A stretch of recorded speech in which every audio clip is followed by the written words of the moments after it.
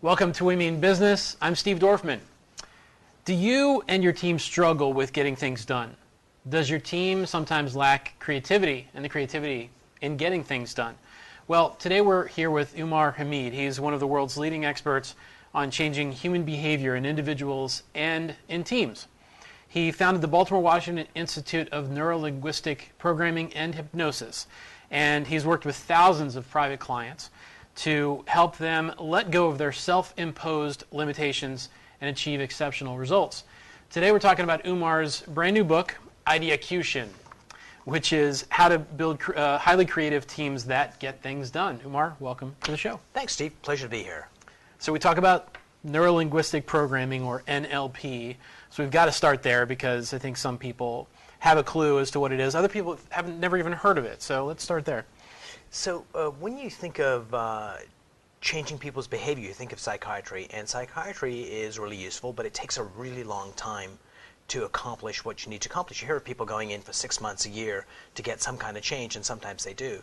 What really interests me and what NLP is all about is somebody seeing a therapist for 4 months, and then one Thursday afternoon the therapist says something that's an epiphanal moment that the client gets change. So what NLP is about is how do we get people there right here, right now? So within an hour we can figure out where you're blocked and get you unstuck so you can actually live the life that you want. It's like just mind-blowingly powerful.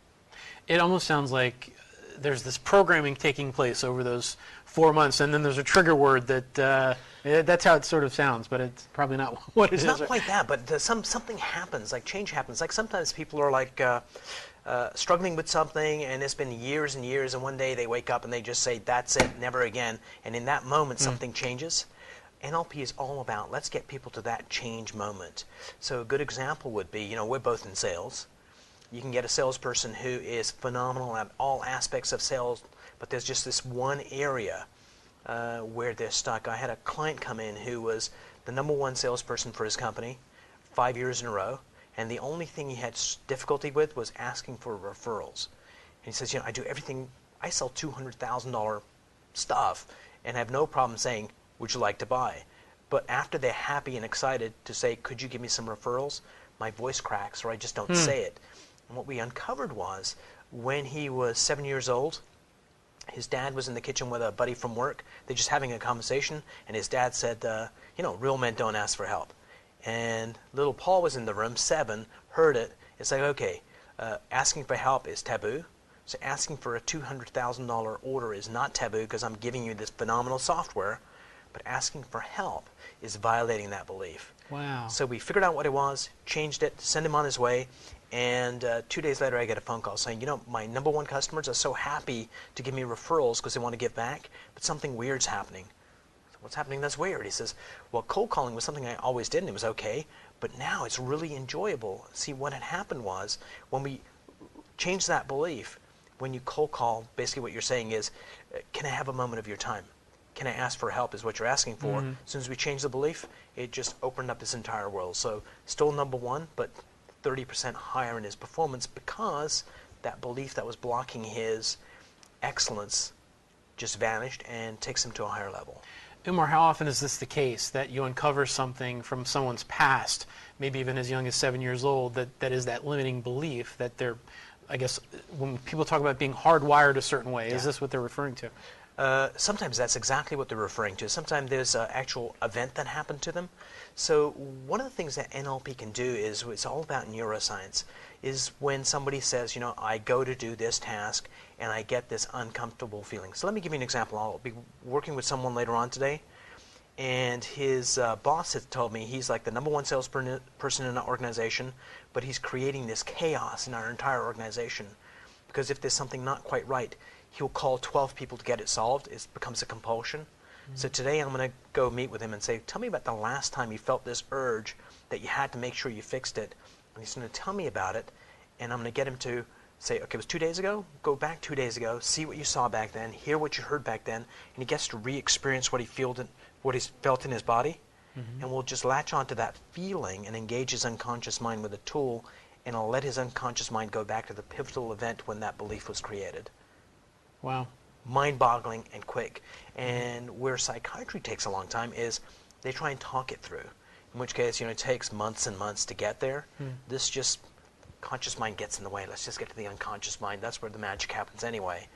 And so that was the foundation of the book. If we could bring some of those tools that create change and bring it to the area of creativity and innovation, it would be really important to the U.S., especially right now as we're at the crossroads of being the ultimate superpower to not. And I think that's where we need to focus our attention on, is how do we bring creativity and innovation into our society so we can actually maintain the leadership role that we have in science and technology in the world. What would you say is the biggest misconception with neuro-linguistic programming? The biggest misconception is that people really truly believe that change is difficult, it's hard, it takes a long time, if it ever happens. And I'm here to tell you change happens in a moment. Let me give you a quick example of that. You get a soldier who is, highly trained, highly competent, and some horrific event happens, and they get post-traumatic stress disorder. They were okay, a momentary thing happened, and they changed their entire being and how they function. To the body, it's like I went from one way to the other way, and it took like a millisecond to do. And when I tell that post-traumatic story, everyone says, I totally get it. But I'm here to tell you that to go from being stuck to unstuck is that same millisecond. We just have to get there really quickly. And when we do that, you get breathtaking change. Because that's what the human body does. It's moments of change. It's not 3 years of struggle. It might have been 3 years of struggle to get to that moment. But now we have the scientific tools and techniques to get there right here, right now, and make it happen. Sounds incredibly promising. One of the big things you talk about is creativity. So how does one invite their own creativity? Where does one begin? Well, if I can just step back just a moment, this kind of blew me away. The folks at Adobe, the people that make all those, Photoshop and stuff, they had this research study done, and they found that if you go into a grade 2 class and you ask this question, do you think of yourself as creative?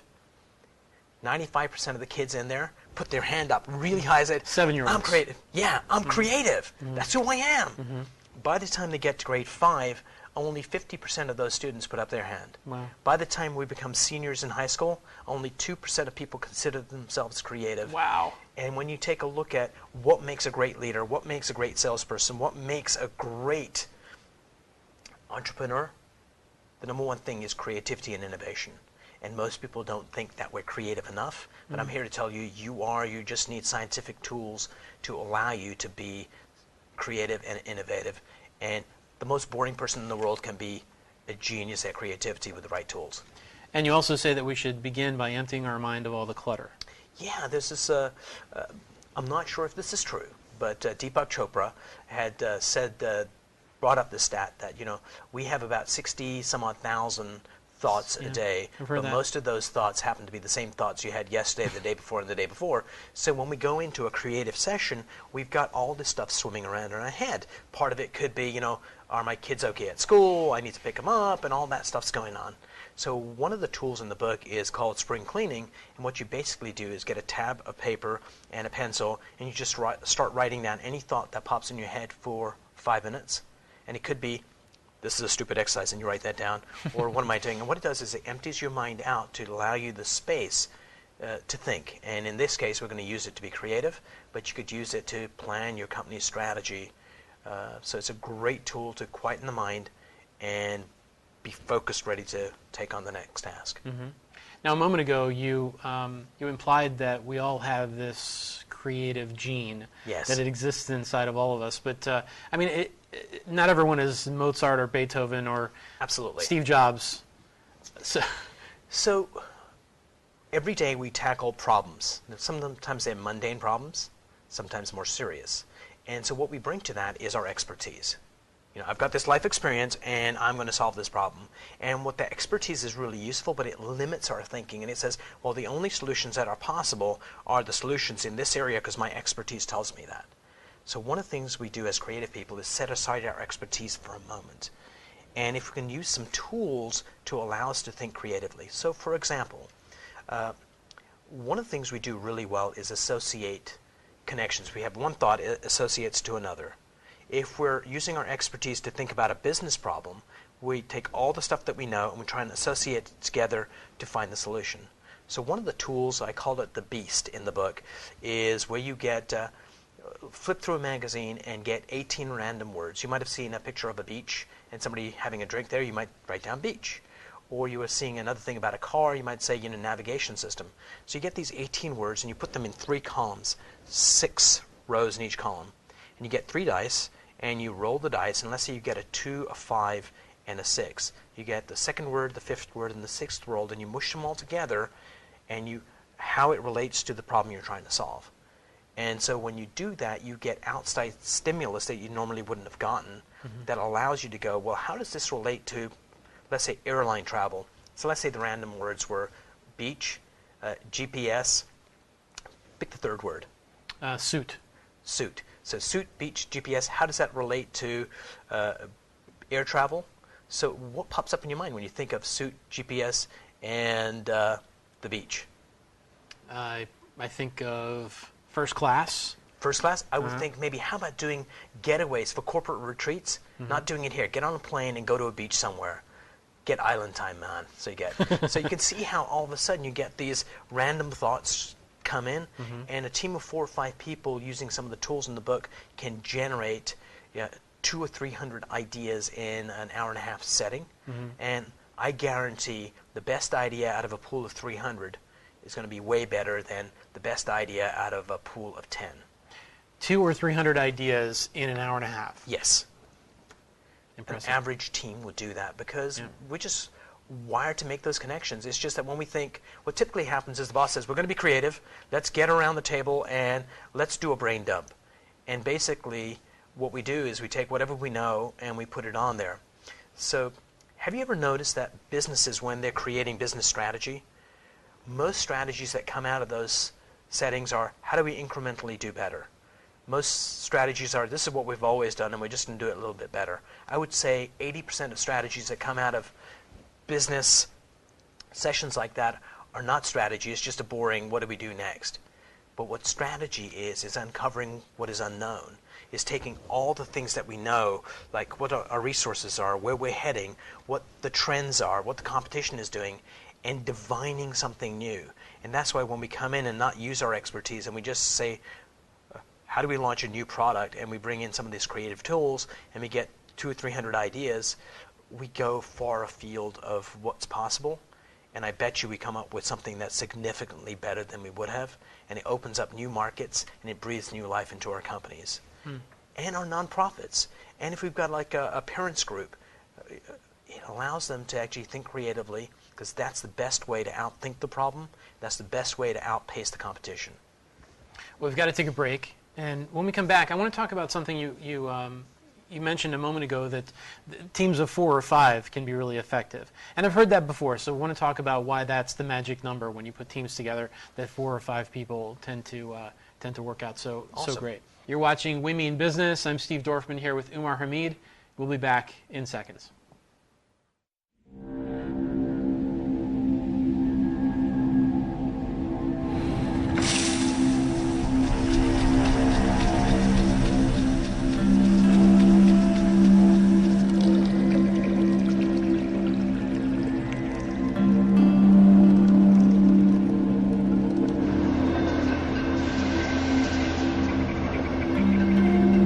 When some people struggle with their mortgage payments, they become frozen, petrified.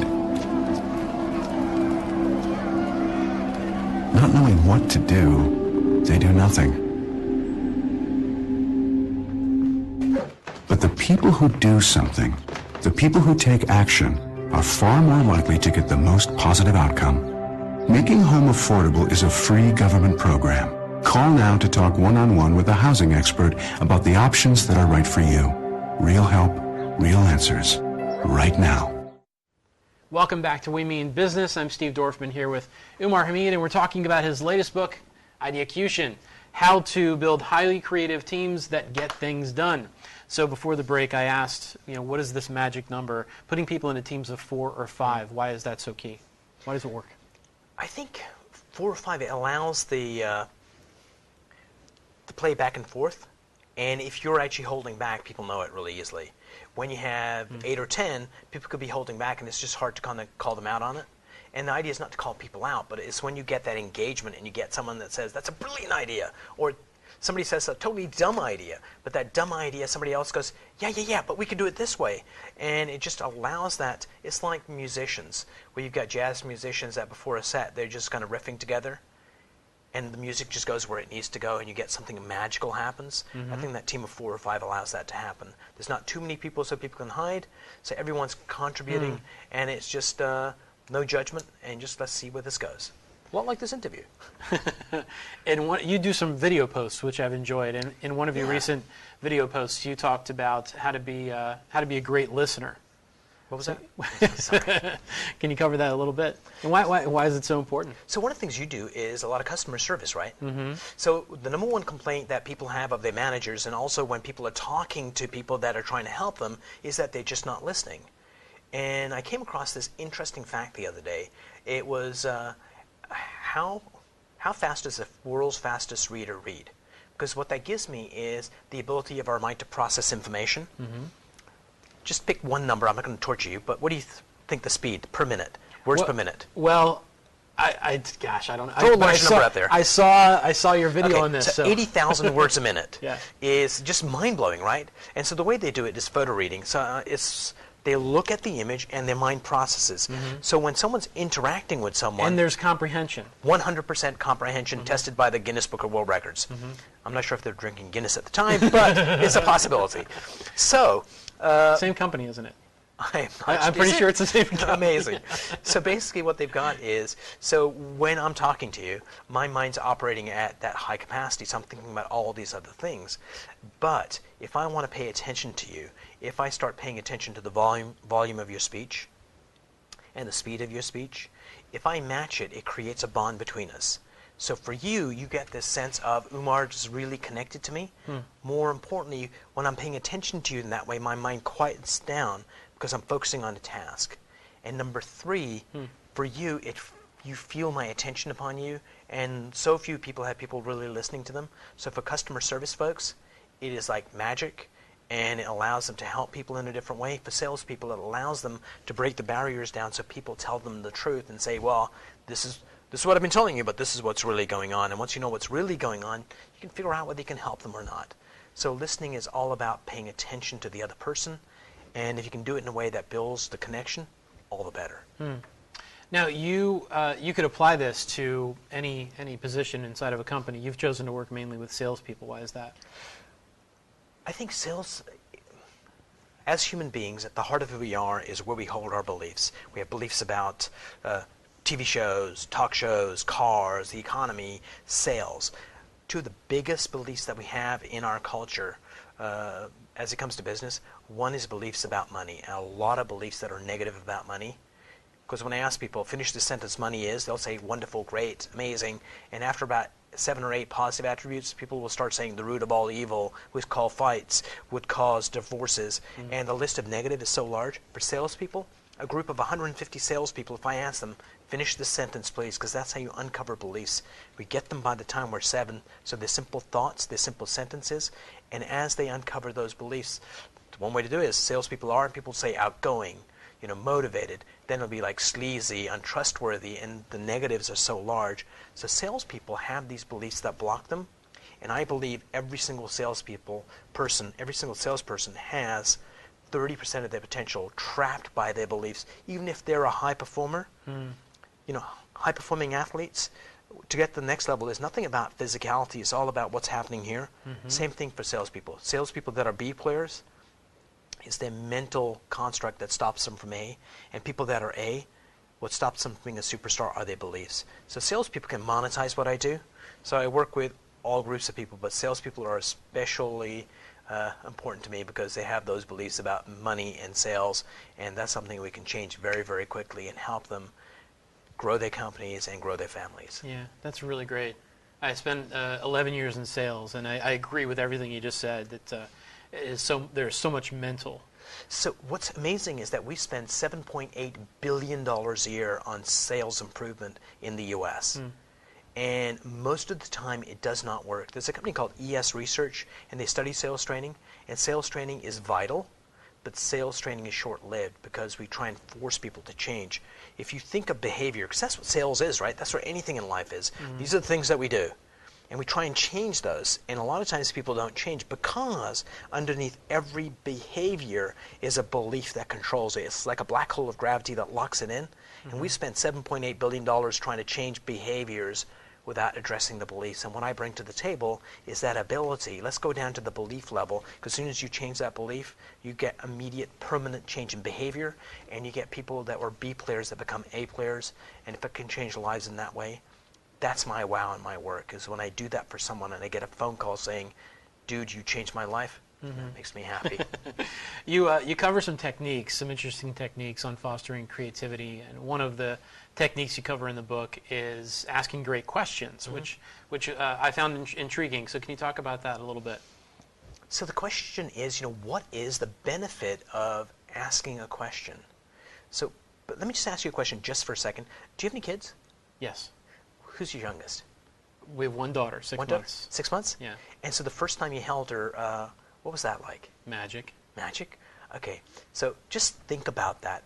I asked you a question, and it changed your brain chemistry. Your whole face lightened up. Of course, yeah. So by asking questions, sometimes it's not that I need the answer to it. I want you to get the epiphany for it. And by asking the right question, I get you to actually change your brain chemistry. Just think about that mind-boggling thought. That's pretty cool. And just for your daughter, as she gets older, the questions you ask her as a dad, you'd be able to change her brain chemistry. And so questions, I think, for salespeople are the lifeblood of what we do. And a lot of times in traditional sales training, we think of, oh, I'm uncovering something. But when you get the idea that you have the ability to change brain chemistry, it just brings a new dimension and allows you to be much better at it, and more importantly, be of a greater service to the person you're trying to serve. What are some go-to questions when we talk about great questions in the workplace? So one of the things we do, one of the questions we learn in business, in school, is the why question. And I think that's actually not a very useful question. So it's like, so why did you do that? Immediately when I say the why word, for a lot of people, this defensive comes up, even though if it was asked in the right context and with the right reasons. But a beautiful question is how. How did you do that?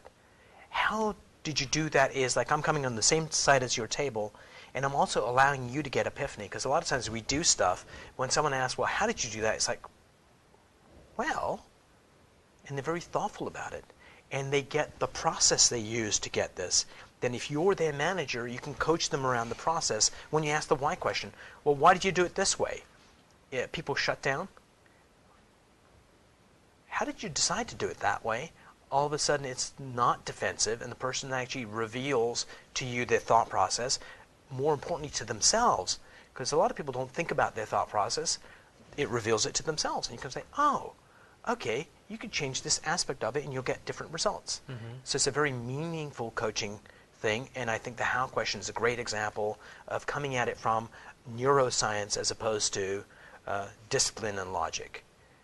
Because neuroscience is all about understanding our mind, and the mind is the most important aspect of who we are as human beings. Some might make a plea for the heart, but that's another interview. Right.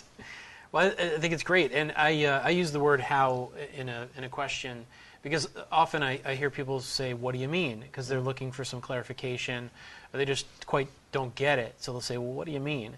And I like replacing that with how do you mean? Brilliant. Yeah, it's been very effective, and I encourage a lot of people to use it. You talk about the simple act of snapping pictures. How does that fit into all of this? So what we're looking for is, when we're trying to solve a problem, we are looking to take our intellect and bring it to the task at hand. And we bring basically thoughts we've had before, the 65,000 or whatever. When we snap pictures of things we find interesting, and we look for those for inspiration.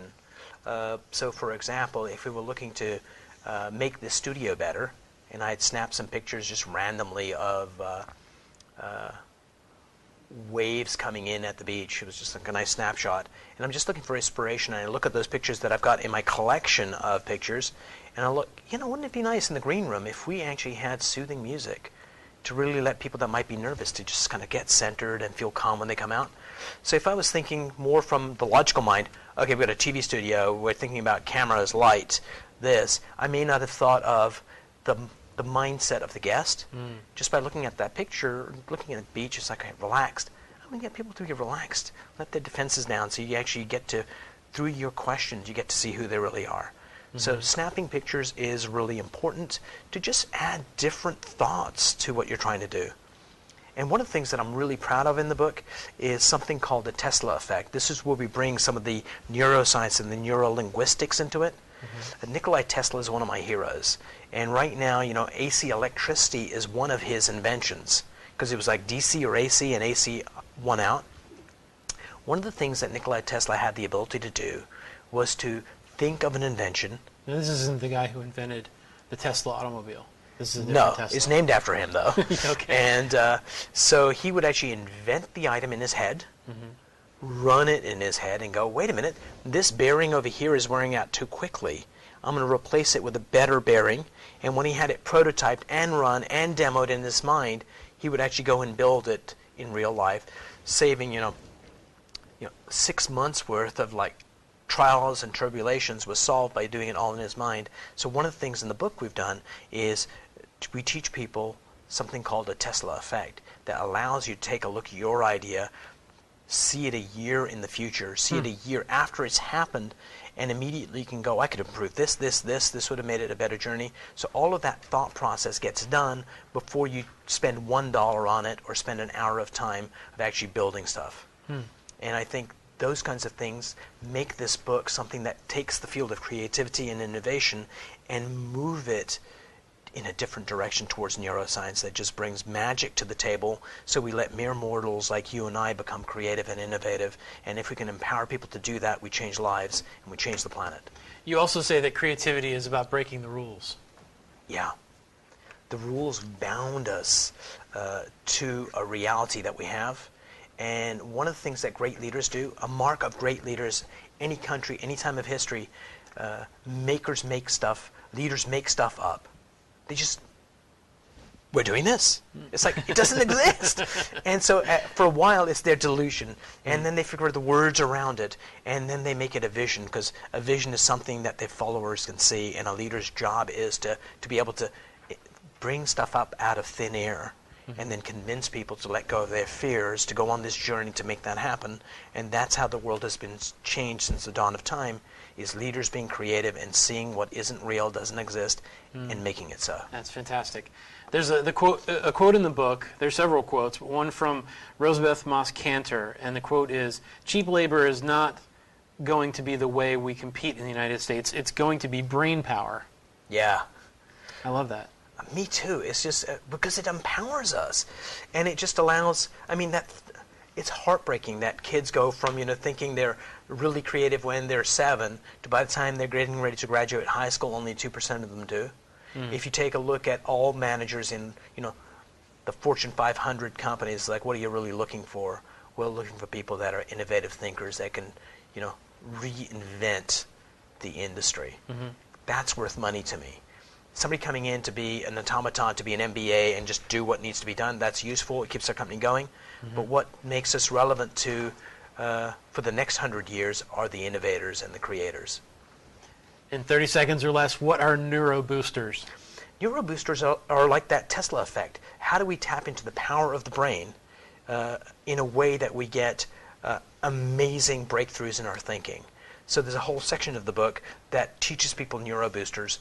For example, how to access peak states of creativity anywhere, anytime. So when someone says be creative, you can just say switch it on instantly. Wow. And just do amazing things. Really neat. Well, thanks for being with us today, Umar. You've been watching We Mean Business. I'm Steve Dorfman. To learn more about Umar Hameed and his book, IdeaCution, visit wemeanbiz.tv. Thanks for tuning in. We'll catch you next time.